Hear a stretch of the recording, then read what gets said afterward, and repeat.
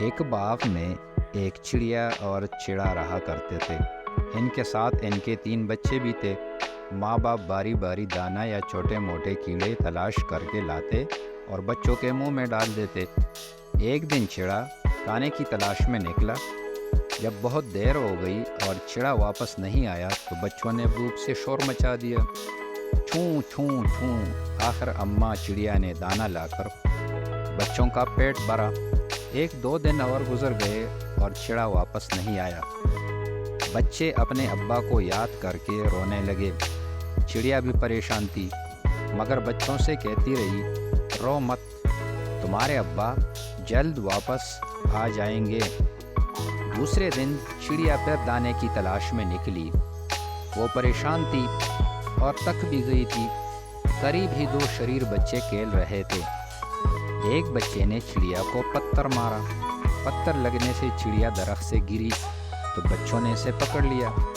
ایک بچے نے چڑیا کو لال رنگ سے رنگ دیا اور اس کی ٹانگ میں دھاگا باندھ کر اسے اڑانے لگا۔ چڑیا بیچاری سخت تکلیف میں تھی۔ بچوں کے دادا مسجد جا رہے تھے۔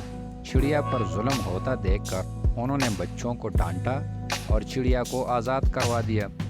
آزاد ہوتے ہی چڑیا اپنے گھونسلے پر پہنچی، مگر وہاں جب بچوں نے ایک لال چڑیا کو گھونسلے میں آتے دیکھا تو اسے ٹونگے مار کر گھونسلے سے باہر نکال دیا۔ چڑیا نے بہت سمجھایا کہ میں تو تمہاری امی ہوں، مگر بچے نہیں مانے۔ بیچاری چڑیا خوب روئی اور سوچنے لگی کہ کس طرح اس لال رنگ سے نجات پاؤں۔ وہ ابھی سوچ ہی رہی تھی کہ بارش کی ایک بوند اس پر گری۔ پانی کے قطرے کا گرنا تھا کہ چڑیا کی سمجھ میں آ گیا کہ اسے کیا کرنا چاہیے۔ ذرا دیر میں بارش شروع ہو گئی۔ چڑیا بارش میں خوب نہائی اور اس کے جسم سے سارا لال رنگ اتر گیا۔